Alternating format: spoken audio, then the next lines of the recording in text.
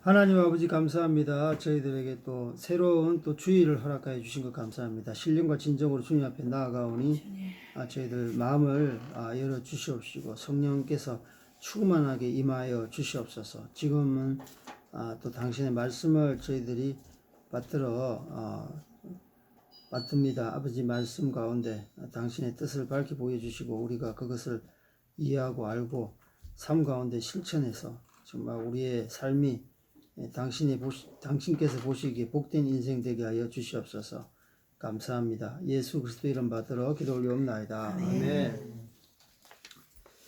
예, 오늘 말씀 주님께 주신 말씀은 데살로니가 전서 한번 보겠습니다. 데살로니가 전서 2장 1절로 12절까지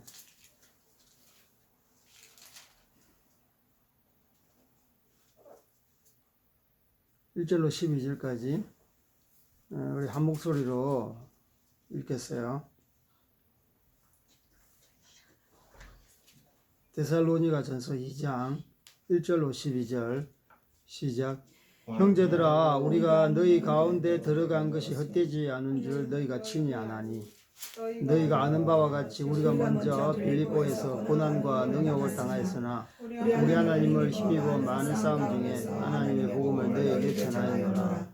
우리의 권능은 부정에서 난 것이 아니요 속임수로 하는 것이 아니라 오직 하나님께 옳게 여기심을 입어 복음을 부탁받았으니 우리가 이와 같이 말하면 사람을 기쁘게 하려 함이 아니요 오직 우리의 마음을 감찰하시는 하나님을 기쁘시게 하려 함이라.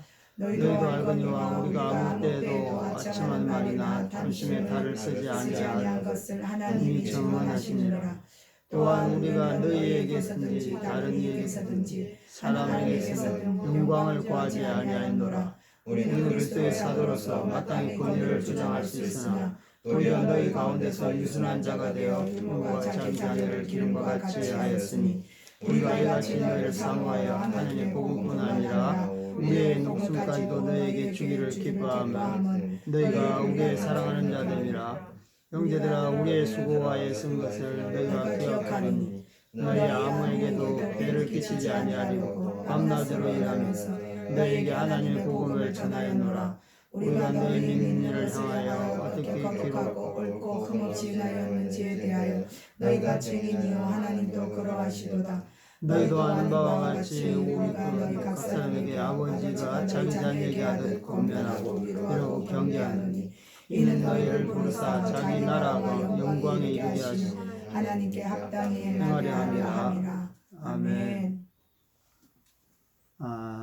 오늘은 그 2020년 5월 3일 주일입니다.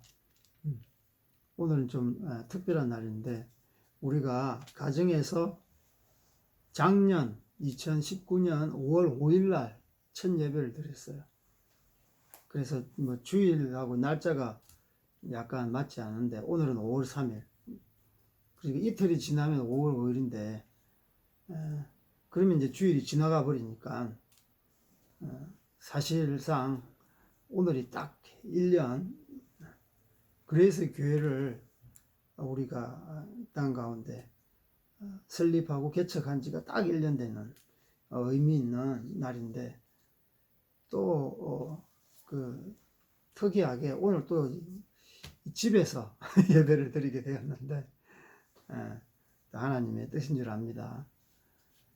또 오늘 저녁은 서울에서 주일 예배가 있으니까 아무튼 집에서 예배를 시작했는데 딱 1주년 되니까 집에서 예배를 드렸다. 하나님께서 또 귀히 이 교회를 봐주시고 이 교회를 통해서 하나님의 어떤 뜻을 밝히 드러내기를 원하는 마음이 있는 것 같습니다. 저희들이 선교지에서 나왔을 때 진짜 뭐 국내에서 교회를 개척하리라는 생각은 사실 못했는데 주변에 우리 많은 사역자님들 특히 이제 이 목사님께서 적극적으로 저희들에게 교회 개척할 것에 대해서 말씀하시고 저희들 또한 사역자라면 어디를 가든지 내가 어떤 상황에 처해 있든지 복음을 증거하고 교회라는 어떤 건물이 아니라 두세 사람이 모인 곳에 하나님을 찬양하고 예배하고 기도하고 선포하는 일들은 쉬지 말고 해야 되겠다라는 또 생각이 하나님께서 말씀해 주셨기 때문에 주변에 많은 사람들의 권유도 있었지만 제 개인적으로 하나님의 어떤 그 사역자로서의 초심에 대한 그 반응이라고 할까요? 그래서 교회 개척을 했던 것 같습니다. 사실 우리나라 초대 교회만 하더라도 뭐 1950년도 막 한국 전쟁을 끝내고 완전히 폐허더미 속에서 우리의 어떤 모든 기관 산업, 공장, 어쨌든 SOC, 사회 간접 자본이라는 것은 하나도 없고 완전히 폐허더미에서 우리 신앙의 선조, 선배님들은 비닐하우스에서 교회 개척하고 그냥 허름한 움막에서 교회 개척하고 그거보다 더 심하기는 그냥 노상에서 교회 개척하고 그렇게 했던 역사적인 자료가 있잖아요. 그런데 지금 생각해 보면 저희들은 뭐 호강하는 것이죠. 건물도 주시고 또 가정이라는 이런 안락한 공간도 있고 그래서 교회 개척은 그 주변의 여건하고 상황하고 상관이 없다라는 것을 생각해 봅니다. 그런데 지금 현재 그 한국에서 교회 개척한다는 것은 사실상 많이 어렵다고 주변에서 이야기를 해요. 일단 건물 임대료부터 사람이 모이는 곳에 이제 교회를 개척해야 되니까 하여튼 도시 근교회 그 교회라도 건물값 임대료가 장난이 아니잖아요. 그래서 그런 경제적인 문제 때문에 교회 개척이 사실 쉽지 않다고 그래요. 그래서 지금 물론 이제 그런 상황이지만 저는 또 선교사니까 하나님의 사역자고 선교사니까 그것하고 상관없이 경제하고 상관없이 그냥 초심으로 돌아가 하나님 앞에 교회 개척한다 생각을 가지고 지금까지 해왔는데 지난 1년 동안 하나님께서 얼마나 아름답고 신묘막측하고 신기하게 저희 그레이스 교회를 인도하셨는지 저희들 임대료도 뭐 처음 한 2달 정도는 저희 어머님께서 내주시고 그 이후로는 또 성도님들이 또 주변에 있는 뭐 아시는 권사님, 집사님 이렇게 알게 모르게 내주셔가지고 임대료는 전혀 밀리지 않고 또 세금도 밀리지 않고 하나님께서 부어주셔서 얼마나 감사한지 모르겠습니다. 그리고 저희들이 충분하게 기도하고 예배하고 거기서 또 찬양 연습도 하고 그랬던 것 같습니다. 그래서 선교지에서 하나님께서 주신 그런 광야 영성, 티벳이 광야가 많거든요. 광야 영성으로 세상 사람들은 무대뽀라고 생각하지만 저희들한테는 이제 그냥 늘상 일상화된 그런 교회 개척을 했던 것 같습니다. 그래서 지금까지 인도해 주신 하나님께 이제 영광의 박수를 올려드립니다. 할렐루야. 감사합니다. 오늘 말씀은 우리가 또 초심으로 돌아가야 되니까 사도 바울께서 어떻게 복음을 전하고 그 2장 말씀이 이제 자신이 사도 바울께서 자신이 얼마나 모범적인 전도자요 선교사적인 그 사명을 감당했는지 그 복음을 전파했는지를 말씀하고 있고요. 그리고 또 선교 사역, 복음 전도 사역의 어떤 사역 원리에 대해서도 언급하면서 그렇게 2장 말씀을 시작하고 있습니다. 우리 1절, 2절 다시 한번 읽어보겠습니다. 시작.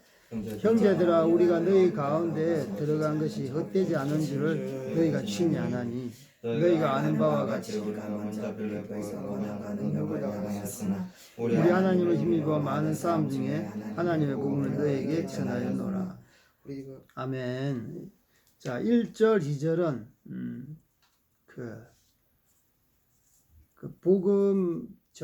복음 전하는 것에 있어서 그 복음 자체가 얼마나 귀한 것인지에 대해서 말씀하고 있습니다. 1절에 보면 너희 가운데 들어간 것이 헛되지 않는 줄 압니다. 복음이 얼마나 귀하기 때문에 나는 너희 속에 너희 속 한 가운데 들어갔는데 이것은 전혀 헛되지 않다. 헛되지 않다. 그 너희들이 몸소 이미 느낀바다 친히 알고 있다라고 그래요. 그리고 2절에 보면 고난과 능력 그리고 많은 싸움 이 주변의 환경입니다. 녹록지 않아요. 방해한다는 거예요. 저항한다는 거예요.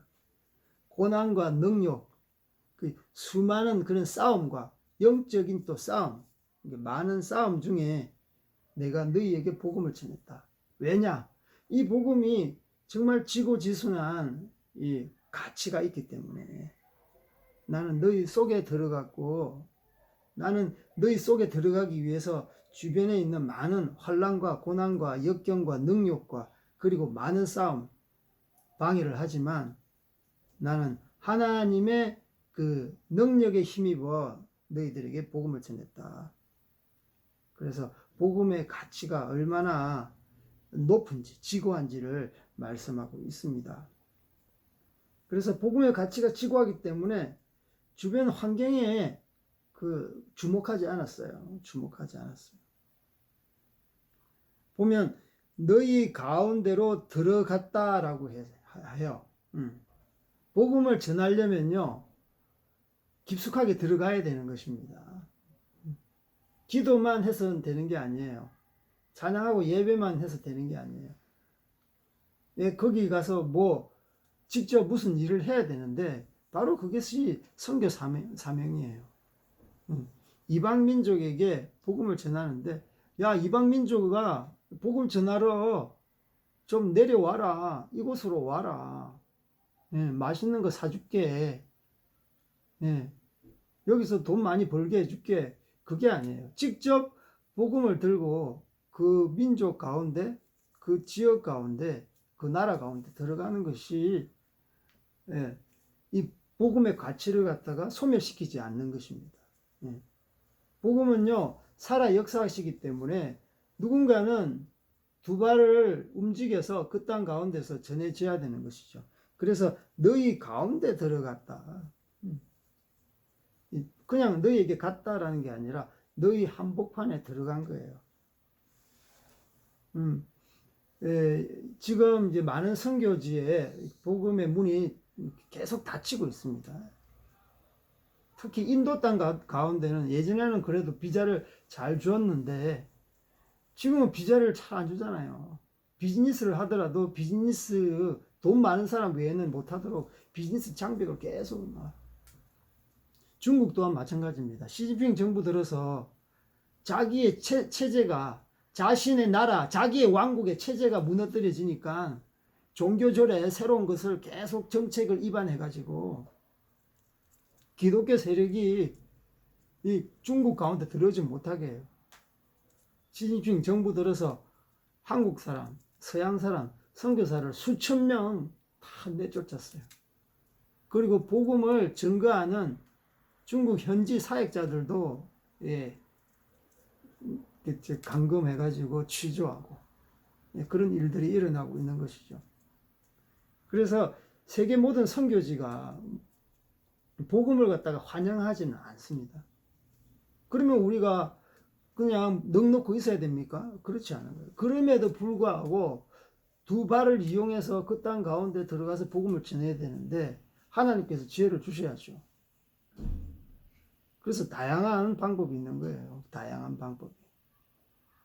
어떤 사람은 외교 사절로, 어떤 사람들은 NGO, 예, 뭐 세계 뭐 이 낙후된 지역을 개발한다는 예, 그런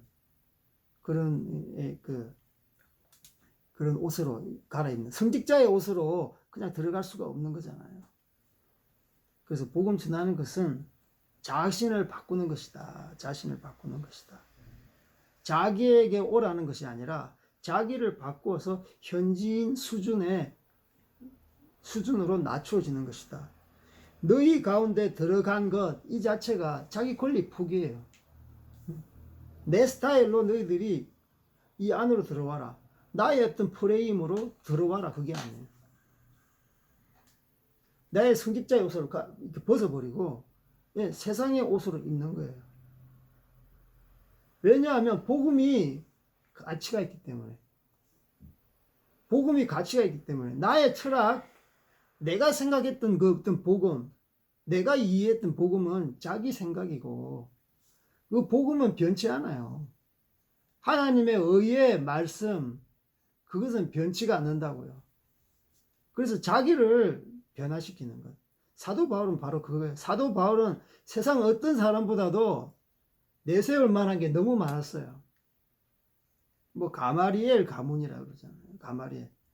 바리새파 중에서 바리새파. 가마리엘 가문에 어떤 법학자예요. 법을 주무른다 이 말은 사실 어떤 그 지역 사회에서 어떤 권력과 어떤 지위가 높은 자리죠. 그러니까 자기는 뭐 어릴 때부터 그런 가문, 그런 어떤 집안에서 태어나서 공부도 법학을 공부하고 이런 율법을 공부하고 해박하고 그리고 이 모든 율법을 다 지켜서 세상 사람들로부터 유대 사람들로부터 존경을 받는. 하지만 이런 많이 배운 사람들은 사실 이렇게 고집이 세거든요. 우리나라 사람들 봐도 알잖아요. 자기가 선비네 하고 좀 배웠네 학자라는 사람은 자기 철학, 자기 사상 때문에 쉽게 이렇게 고개를 숙이지 않고 허리를 굽히지 않습니다. 근데 사도 바울이 또 이방 지역에 이방 민족에게 복음을 전하기, 이 복음이 얼마나 가치 있기 때문에 자기의 모든 지식, 자기의 모든 어떤 자기의 성격, 기질을 다 배설물로 여긴다. 아무쪼록 한 영혼을 구하기 위해서는 나의 나된 것을 허락하지 않는. 근데 한 영혼이라도 천하보다 귀한 한 영혼이라도 내가 그들의 수준으로 낮아져서 한 영혼을 구하기만 구한다면 나는 그걸로 족하다. 그래서 이방 민족의 그 사도로서 아주 모델이 되는. 그래서 첫 1절, 2절 말씀에 복음의 가치, 복음이 가치이기 때문에 나는 그 복음 앞에 완전히 낮아졌다. 나의 지식, 나의 어떤 스타일, 나의 어떤 권세 다 배설물로 여기고 나는 그 속에 들어가는 거예요. 이방 문화 속에 들어가는 거예요. 할례받지 않는 그들에게. 사실 유대인들은 할례받지 않는 이방 민족들하고는 물과 기름이에요. 아예 그들도 보지도 않았어요. 같이 함께 있지도 않았어요. 자리에 앉지도 않았어요. 그만큼 터부시하는 자들을 이방 민족, 할례받지 않는 사람인데, 그런데 사도 바울은 이들을 복음으로 변화시키기 위해서 자기가 직접 들어가는 거예요. 자기 몸을 낮추어서. 그리고 이제 2절에 보니까 말씀했듯이 이 고난이 있습니다. 능욕이 있어요. 녹록지 않아요. 환영하지 않는다 그러니까. 두 손 들고 막 열렬하게 환영하지 않아요. 복음이 여러분 뭐 이렇게 은혜 받았으면 복음 들고 그 민족 가운데 들어가면 야, 잘 왔다. 우리를 구원하려고 왔다. 환영한다. 이렇게 생각하기 쉬운데 그렇지 않아요. 저도 예전에 선교지에 복음을 전하면 그래도 이 복음의 그 진리 앞에서 환영하는 자들이 아니 있겠나. 그렇지 않더라고요. 그렇지 않더라고요. 복음이 전해졌을 때 그들의 생각이 깨어지고 두 번, 세 번, 네 번 이렇게 계속 전해지니까 그들의 눈꺼풀이 생각의 어떤 그 관점이 서서히 변하더라고요. 물론 하나님께서 강력하게 원하시면 할 수 있지만 처음에는 그렇게 그 땅이 워낙 척박해가지고 예전부터 지금까지 우상의 그런 어둠 가운데 있었기 때문에 1300년 동안 티베트 불교라는 어떤 세력이 그 불교 세력이 악한 세력이 사탄 마귀 귀신이 거기에 주도권을 쥐고 티베트인들을 종노릇하고 있었기 때문에 이 복음을 전한다는 것 일단 접근한다는 것 자체가 힘들었어요. 그래서 복음 전하는 것은 엄청난 저항이 동반하고 있다. 그 빌립보에서 고난과 능욕을 당하였다. 고난이 오는 거예요. 그럼 물러서면 안 됩니다. 능욕이 뭡니까? 우리의 수치심을 일으키는 거예요. 예. 수치심을 일으키는 거예요. 우리의 자신의 자존심을 확 건드리는 거예요. 예, 자존심 상하면 내가 이것 때문에 왔나 하면서 확 그냥 아니 나 진짜 후이자 집에 갈란다 이런 생각이 확 들잖아요. 예, 나의 이 명예에 먹칠한다. 고난은 좀 참을 수 있어. 야, 성교지는 뭐 해발도 높고 산소도 없고 견디면 되지. 근데 이렇게 수치심을 일으키고 자기 자존심을 건드리고 체면을 뭉개뜨릴 때 사람들은 확 발끈하잖아요. 그래서 조금 이렇게 공부한 사람이 선교사로 가잖아요. 사도 바울 또한 마찬가지입니다. 굉장히 배운 사람이에요. 자존심을 건드리고 체면을 건드리고 그러면은 내가 지금 왜 왔나? 내가 지금 왜 와서 왜 이런 이런 수모를 당해야 되나? 그런데 사도 바울은 그렇지 않습니다. 복음이 워낙 귀하기 때문에 내 망가져도 괜찮다. 내 명예에 쓰레기